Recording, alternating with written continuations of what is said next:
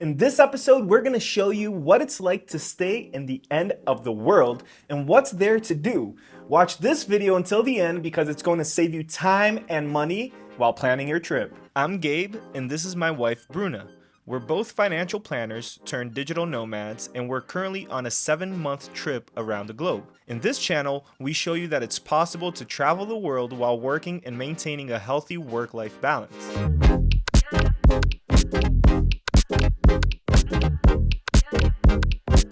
So we just arrived in Ushuaia, and our plane did not have that thing over there, so we had to come down stairs and climb up these stairs over here.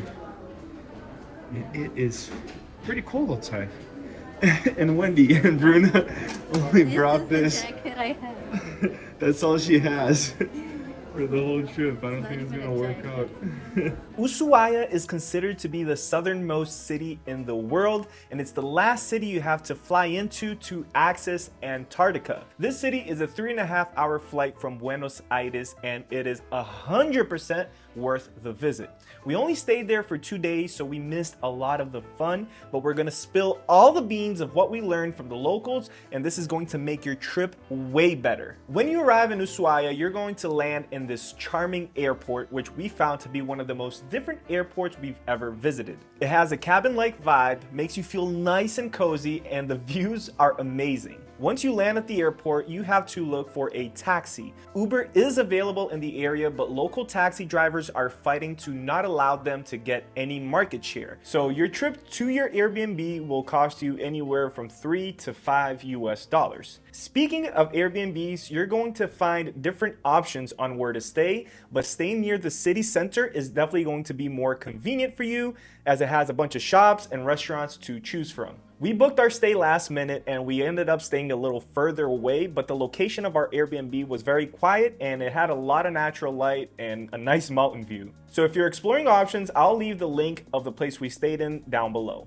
Okay, so in our first morning in Ushuaia, we went out for breakfast and we met a local that recommended us to rent a car, and we're so thankful we did because we found it to be so liberating. So we arrived a few hours ago and we decided to run some errands today. We decided to rent out a car from Localiza so we can have a vehicle for the time that we're here, so we can visit all the lagunas and everything, all the mountains and whatnot. We already bought some stuff at the supermarket, and now we're gonna take a stroll downtown. It is probably like 40 degrees right now, so it's a little cold. We had to buy clothes. Bruna just bought a jacket for herself. I bought a jacket in Buenos Aires so we can stay pretty comfortable on our trip here. So let's take a stroll around downtown and see what we can find.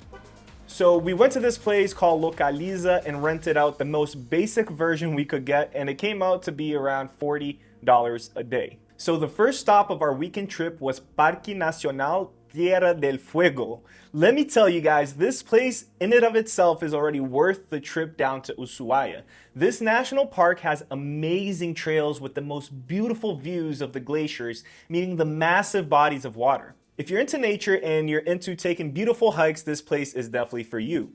A pro tip that I can give you is get there before 8 a.m. so you don't have to pay for entry. But if you want to sleep in, entry to this park will cost you 12,000 pesos, which runs around $12. Take a moment and enjoy this beautiful place with us.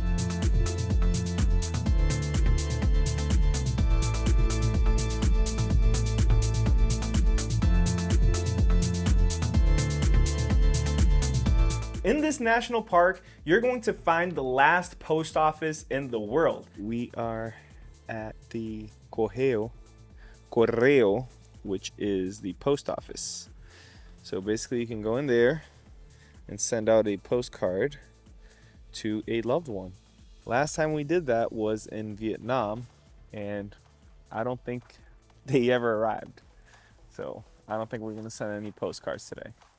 Another activity we did later that afternoon was going to the, excuse my Spanish, Tren del Fin del Mundo. This is a historic train ride through the national park that tells the history of the prisoners that inhabited the area.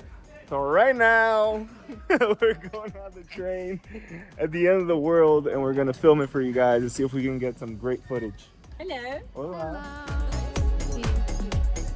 During the late 19th and early 20th centuries, Ushuaia was home to a penal colony established by the Argentine government to house some of the country's most dangerous criminals.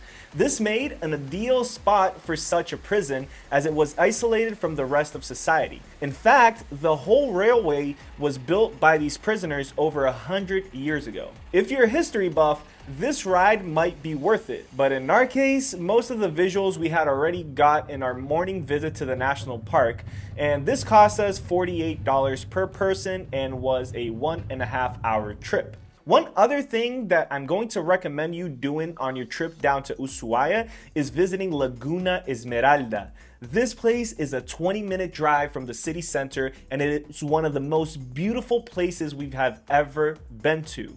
To get to the lake, you're going to have to go through a 1.5 hour trail. This trail can be a little muddy, so I do advise you bring boots to your trip here. Ushuaia was not initially in our itinerary, so we were not prepared for the occasion. All right, so we just arrived here at Laguna Esmeralda. Apparently, it is a 4-hour hike, round trip, and we did not come prepared, obviously, for hiking. Bruno's wearing All-Stars, and I'm wearing jeans and skating shoes. So that's all we packed for the 7-month trip.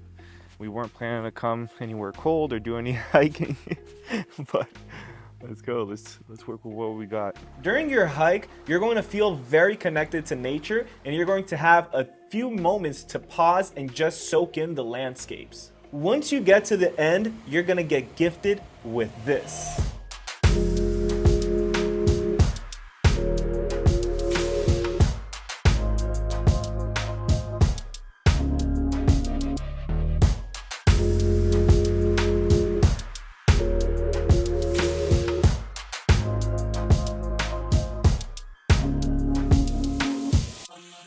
This was a truly breathtaking experience, and we hope you get to enjoy your visit as much as we did.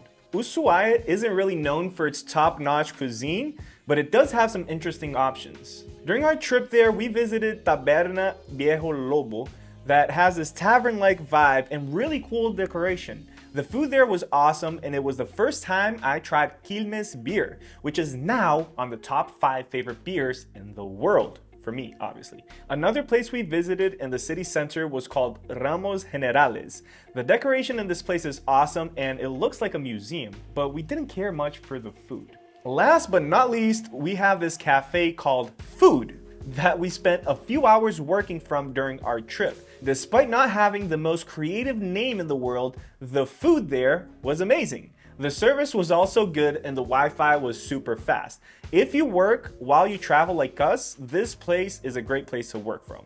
And speaking of work, if you live in the United States and you're looking for a remote job, please let us know in the comment section below because we have something that might be a right fit for you. If you stuck around until the end, thank you so much for watching this video. I hope you have an amazing time in Ushuaia. And if you're new here, don't forget to subscribe to our channel so you can join us in our next adventures. I'll see you soon while we roam the world in the Scarabelli way.